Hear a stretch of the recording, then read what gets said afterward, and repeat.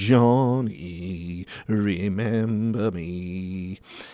It's good. See, you didn't know I could sing, did you? You lovely people. It's true. I'm telling you. John Layton, yeah, from 1961, a death ditty. So that's my heartbreaker for today, and I think it's not a bad one, really. But to think that back in the day, a long time ago, mind you, 62, 63 years ago, people were mad for it. They said, "Oh, we like those sorts of things. We like a bit of death and doom and destruction." Wow, you think, what was it all about? Anyway, John Layton, Johnny, Remember Me. Yes, 1961. So, as promised, my chum, Geraint Barnes, has joined me. Geraint, good morning, sir. How are you? Good morning, Gary. How are you? Well, I'm good. On it's a funny old morning, isn't it? Because when I first came into the studio, the sun was vaguely coming out, and I've just come to let you in, and it's pouring with rain now. Yeah. Typical weather, isn't it?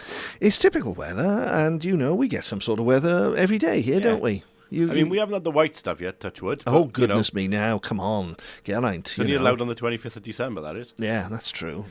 Today, though, is Halloween. Are you dressing up for Halloween today? No, I'll try my best if I get a chance when I get home. See how busy work is. I see. So you get home and decide to go out and maraud up and down the streets, maybe dressed up as Count Dracula or something like that. I've got to get my sweet fix somehow, Gary. True. No, I was just saying to our lovely listeners, I'm sure there'll be lots of people out there who will have bucket loads of sweets by the front door ready tonight for when there's the ding-dong on the doorbell, and you open the door and there's loads of little kids there all dressed up as little vampires and, all sorts of other things. They do say that this year, of course, lots of the little girls, going to be dressed up as Barbie. I wouldn't be surprised. It's been a huge thing this year. I mean, hasn't it? Have you seen the film? Well, no, I haven't yet. I must profess, and I mean, I'm very happy to go and see it. But my dear wife has been to see it with a couple of her chums, so it's tricky then, really, isn't it? I mean, when the missus has already been to see a film like that, you think, well, I can't really go on my own, can I? I suppose I could try and take somebody else's wife. I mean, just be careful. That's all I say on that one. No, that is true. But, Barbie seems to be the in thing. And I mean, okay, clearly it's not a scary film, but I'm sure lots of those little girls are going to want to wear their Barbie costumes out tonight. I mean, it is true. There's a tagline from the film that says, if you love Barbie, this film is for you. If you hate Barbie, this film is for you. And it's, to what I understand, I've not seen it yet. Okay. I'll be seeing it soon with my lovely wife, Sarah. Yes. And it looks just like a really fun film. And that's what the world needs at the moment. I think we can all agree with that one, can't we? Because my word, we could do with some positive news.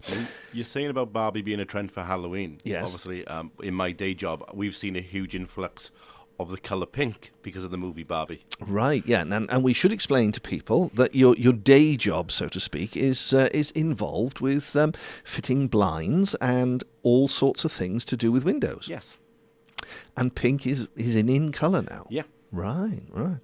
Good to know. There we are. See, ladies and gentlemen, you heard it here first on Radio Cardiff from Geraint Barnes, my chum who's come in today to talk about lots of other things, but he's also thrown that into the mix that, if you're thinking about shades or blinds, pink is in. Okay, there we are. We're getting the nod, which is it's not great for radio, I know, but the nod says it all. So, Geraint, without further ado, you have been kind enough to come in and bring us up to speed on what's been going on with the St Albans Band, which you are very, very much involved with. So just give us a little bit of the potted history of the band and also, obviously, your involvement with the band, which now goes back how many years? Coming up just over 2 years now. 2 years, okay, very good. So, as I said to our lovely listeners earlier on, I'm sure most people of a certain age have heard of the St Albans Band. So the band's been around, coming up now, well, in 2 years' time, they'll be their 130th birthday. Wow. So they've got a great history. They started in Splot as part of the St Albans Church. Yes. They are the oldest military band in South Wales. Right. Which is a huge history to have as part of our legacy, which is quite nice. Isn't it? So we've took a decision many years ago to change from a military band after World War II, and they became more of a community band. And we rehearse every Monday evening in the Ararat Baptist Church in Whitchurch. Yes. And it's been the most strangest, funniest 2 years I've had with the band when I took over as a musical director, and it's just every week's a new adventure. And Fabulous. They're just growing week in, week in. Fabulous, fabulous. And of course, what we need to say to people is that you are a very talented musician in your own right. I mean, obviously, I've known you as a trumpeter for probably, gosh, I don't know, thick end of 20 years, I guess. That, now. Yeah. And how did you first come to hear that they were looking for a new musical director? It was through a different ensemble. I was doing a rehearsal with a local brass band, Right. and one of their players said to me, they play for the band, Emma, who was one of our trumpeters, and asked if it was something I'd be interested in. And it was something I'd never done before. My background had always been a big band or brass band. Yes. And originally, I've been open and honest with the band, it was a stopgap, to see if there was going to be something they'd like me and vice versa. Surely. And to be honest, it's been the best thing I've ever done. And it's something that the adventure every week is, seeing the new styles of music we're playing. Yes, and yeah. the standard of the band has grown so much over the last 2 years, and we've had an amazing 2 years so far. We've been very lucky this year alone. We were asked to do a British premiere for a piece from a German composer. Okay. And we've got some big things in the future as well. Absolutely fabulous. So let's just talk a little bit about numbers then. I mean, clearly, all volunteers, all people who have day jobs and other commitments and so on. But from what you were just telling me whilst the last piece of music was playing, it sounds now as though people are practically fighting to get into the band. It kind of feels like that at the moment. So when I took over from the previous regime, who was also called Geraint, which is very odd. Okay. There was 24 in the band when I took over. Right. Variety of standards. So the ruling of the band is they have to be over grade 5, which is sort of the middle range. Yes. Open to any age. And we've not advertised, but we've gone from having 24 players 2 years ago to when we do our next concert on the 11th of November, Sure. we'll have 48 musicians on stage. 48. Wow. I mean, that's all you can say is wow. Yeah. And where are you going to fit them all in? We're lucky in our amazing concert venue in Ararat that we're kind of now at the seams of I can't take them any wider. Yeah. But yeah, it's amazing to see. And so just run through some of the different instruments that we're talking about now that make up the band then. So a concert band is made up of woodwind and brass. So Right. we've got, I call it the front, the middle, and the back end of the band. So our front end of the band are flutes, oboes, and clarinets. The middle then are saxophones, and then we've got our trumpet section, and then our back end, then we've got trombones, tubas, baritone sax, bass clarinets, that sort of thing. Okay. It's such a unique opportunity for me to have amazing players, all at different standards, but the sound they make when they play together is just phenomenal. Well, certainly I can vouch for that because I was very honoured last year to be asked by you two to come along and compare the Remembrance concert, which was also at Ararat. And I mean, certainly it just blew me away, the quality and, if you like, the professionalism of all of the musicians that you had on display. And again, the age range too, quite remarkable. Yeah, our youngest player is either 11 or 12. Yeah. I always get it wrong. They'll tell me on Monday, but there you go. Iona, who is a phenomenal oboist. Yes. She plays for the National Children's Orchestra of Great Britain. Okay. And then we've got one or two older players in the band. I won't say their names on radio because they'll, or their age on radio because they'll kill me. But we've got a huge mix of age ranges. Yes. It's really cool to see. We've got a lot of students have come on board recently. Okay. Which is not something we thought would ever happen, if I'm honest. Right. But it's just phenomenal. Spot on. Well, without further ado, you've let me have a couple of pieces of music, and I'm going to feature the one now that features the St. Albans Band, called A Disney Celebration. So just tell us a little bit about that before we start. So when we put our concerts together, this is from our annual concert this year at Ararat, and I love a medley. Yes. I've always loved a medley. and we always try and feature at least one or two medleys in our concerts. Okay. And of course, this year, Disney being 100 years old, we have to include a bit of Disney. Absolutely. It's just a fun piece of music, and you'll hear that on the recording.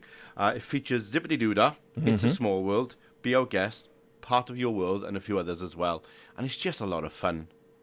Well, I mean, I think therefore then, without further ado, I should crank up the machine and we should play it. And as you've mentioned, of course, 100 years of Disney, so why shouldn't we be wallowing in celebrating Disney and all these lovely bits of music from the St. Albans Band? Absolutely. Take it away, boys.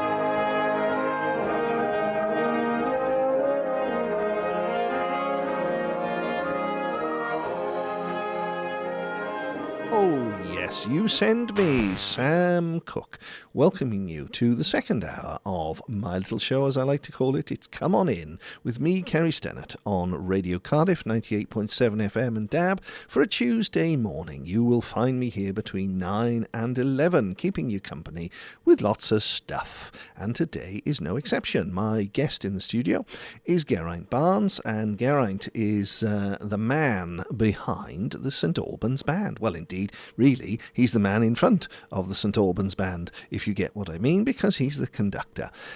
Geraint, we've been having a good old natter whilst the news was on, and we've been talking about all number of things, but of course most importantly the concert which we have coming up now for the Remembrance Weekend. So please tell our lovely listeners a little bit more. So our annual Remembrance concert, Saturday the 11th of November at Ararat Baptist Church. Of course, with your lovely self, Carrie, as our guest compere. I am that compere, yes. And it's something that we as a band feel really passionate about, and Yes. it grows every year. We had a great concert last year. This year is no exception to that rule. Tickets are available. You can get them at the cafe at the Arc at Ararat. Yes. They are £7 for adults, £5 for children and concessions. There will be a limited tickets on the door. So if you want a ticket and you want to be part of an historical night, please come and get your tickets. Important. And it's going to be an event which clearly, with world events that are taking place at the moment, will make a lot of people obviously stop and think about all the conflicts that many people will have known over the years and will have affected their families, perhaps even before they themselves were born. But obviously, from your point of view, choosing the music and talking to the band members about what you're going to do, clearly there is a line that you've sort of got to walk, and it's a fine line, isn't it, at the moment, with the type of stuff that you do, because obviously at no time, and I know you will reiterate this as well, but I mean at no time is anybody trying to glorify war or the conflicts that people have to go through. But those people who are brave enough to face up to so many of these sorts of challenges need to be always remembered and not forgotten, and concerts such as this are a very important way of doing that. Yeah, it's been such a very fine line, especially this year with everything that's going on, obviously with Ukraine and Yes. now obviously what's happening with Gaza and everything. When we look at planning remembrance, there's always the chance, and we say that very, we never want to upset anybody. Of course not. It's not what we do. Obviously, last year we celebrated, that's the wrong word, but we remembered the Falklands conflict. Because it was 40 years, wasn't it? 40 and years? this year is the 70th anniversary of the Forgotten War, the Korean War. Right. So we are doing a piece for that, which, again, we've had to not tone down, because that would be unfair on what we're doing with the music. But there were visual aspects that we've made a conscious decision not to show, because we don't feel that would be the right thing to do as a band or as an organisation. We do say to everyone, you probably will need tissues. We will have poppies falling on the screen. Yes. Who knows in the future? They might come down from the roof, but we don't know. See what happens in the future. But we've got something in there for everyone this year, and it's really nice. For the first time, actually, we listened to some feedback from last year. Yes. And a few people said it's a shame we couldn't have a bit of a sing-along. And not so much like you would in a normal concert, but so we are doing 2 hymns. We are doing Lovely. Jerusalem and I Vow to Thee, My Country. Super. Our argument, if it's good enough for London, it's good enough for Whitchurch. Absolutely. So we've got them in, yes. and they'll be in every year going forward. And we've just got some amazing music. We've got the music from Great Escape, the River Kwai March is in there. We've got some pieces that will always feature as well. We've got some great marches, and it's just going to be great. We've got a very interesting piece this year. These last 12 months for the band have been very exciting, as I said earlier, and we did a British premiere in our annual concert this year, but we were selected to do a piece in our remembrance concert called Legacy. Yes. And it's written by an American composer, Josh Idle, and he came to us and said, would you guys like to do the world premiere? Little band from Whitchurch, of all the bands he could have chosen. Yes. So we're doing that, and he wrote it for D-Day. And, of course, during lockdown, he couldn't perform it. So we're doing it this year, and we'll do it again next year as part of our D-Day celebrations. Okay, yes. So it's such an honour for us, and it's such a gorgeous piece of music.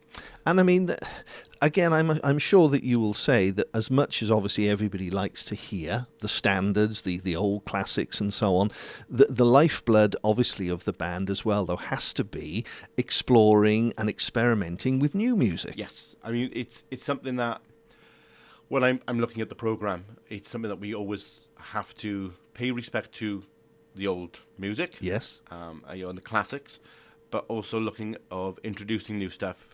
I'm a huge fan, and I always will be, of the Royal Marines bands, and I will hear stuff that they'll perform at the mass bands events, and I'll think, oh, wouldn't have thought of that. Sure. And then, sure. we'll have a look at ourselves. So we've got, they did a piece a few years back, a lovely arrangement of Sound of Silence by Simon and Garfunkel. Right. And it was all about people dealing with mental health. Yes. And, especially in this day and age, it's such a huge subject. We now do that arrangement. And it's such a lovely piece of music. But it's not something we would have thought of putting into our concert programs. No, and I mean, that's the thing, isn't it?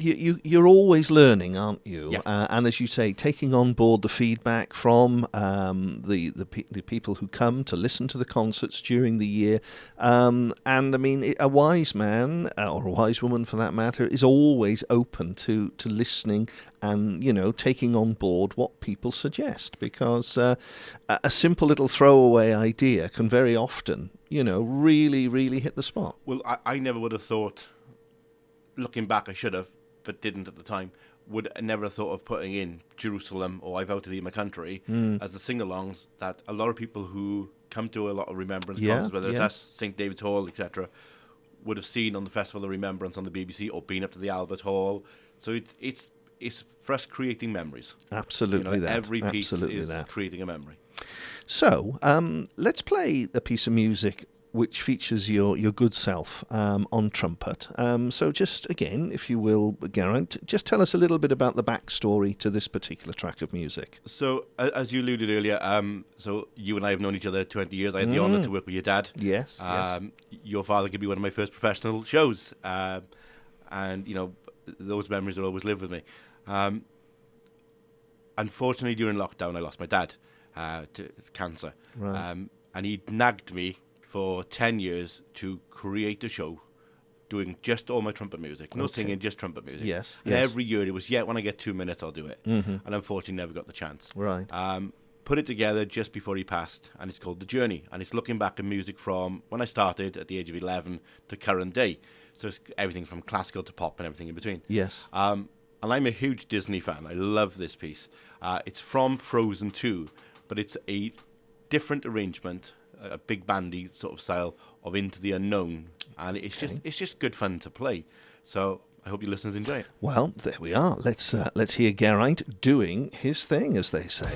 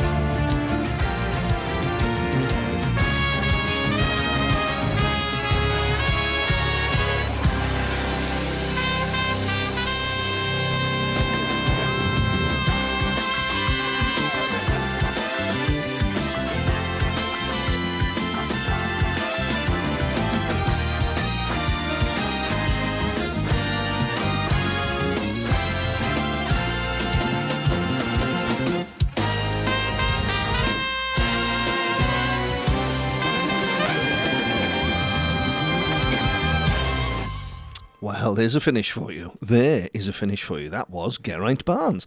Geraint, wow. I mean, I'm exhausted just listening to it. I love that piece. Well, I can see by the smile on your face. Yeah, No, it's great fun. absolutely. And lovely to think as well that in a way it's a little bit of a tribute to your dear old dad. Yeah, I was lucky a few back last year to actually. The show currently sits at 10 hours, so because I'm one of those I can't knock something out of it because everything's got a memory. So there's stuff in the show. We got Ness and Dormer, My Way's in there, which I remember playing for the first time with your dad. Yes, absolutely. At the old Reader Car Leisure Centre. The Reader Car in Merthyr. And I remember it was obviously you were backstage. Yeah. It was Mandy Starr, Johnny Tudor, Peter Lewis, and myself. Yes. And it was like. I remember just walking on stage and seeing those, thinking, "Oh, I'm out of my league here a bit," and then doing St David's Hall with your dad. But lovely memories, lovely memories. And as we said, my word, you are a musician par excellence. And again, obviously, you're doing your bit now, conducting the band. Presumably, you are getting youngsters coming along, maybe who just want to, get advice and learn and say, well, is it a good idea to think about joining a band like this to progress my journey? Yeah, I mean, we've got a lot of students who've come in recently who are studying at the Welsh College of Music and Drama, and Cardiff Uni, etc. But I've got some non-students as well who are, maybe been playing for years, who just come back to playing or maybe lost their way a bit in playing. And to me, it's really nice to get to work with them outside of the rehearsal as well. Right. And we've got a group of them that will regularly ask questions. And I got 2 trumpeters who I work with regularly from the band who I can see the improvement every week. And it's not because they're bad players, because they're not, but just to see them getting their confidence back every week. Yes. It's just phenomenal to see. Fabulous thing. It's a fabulous thing. So, we have the concert on Saturday, and that's the 11th of November at Ararat Baptist Church on Whitchurch Common. Some tickets will be available on the night, but I mean, obviously, if people want to be absolutely certain that they're going to get a seat, then they really need to book them in advance. They do, yeah. They can get them at Ararat at the Arc, the cafe. The Arc Cafe, and obviously there will be some on the door as well. Super. And then next year, I mean, you've already sort of mentioned some of the things that you are thinking of doing in the next Remembrance concert. But I mean, just give us a basic sort of rundown of the other concerts that you're looking to do during the year. So we're looking at putting one on now in March.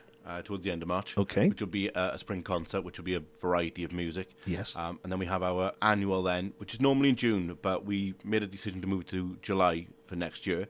We'll be doing a space-themed concert. Space. Which will be everything from, we're opening with, obviously, Space Odyssey. We've got to open with that. Great. We've got to have the classic to open. Great There'll be stuff like Star Wars, Star Trek, etc. Yeah. And then obviously back to Remembrance, and in November, and then our Christmas concerts in December. It's a busy schedule, isn't it? Yeah, it's quite nice, actually. Lovely. So now, if people want to find out a bit more about the band, if they want to know maybe, as we've mentioned that you rehearse every Monday night, but presumably there's a website or a Facebook page people can go to? Facebook is probably our best one to find us on. Actually, gets updated more on our website.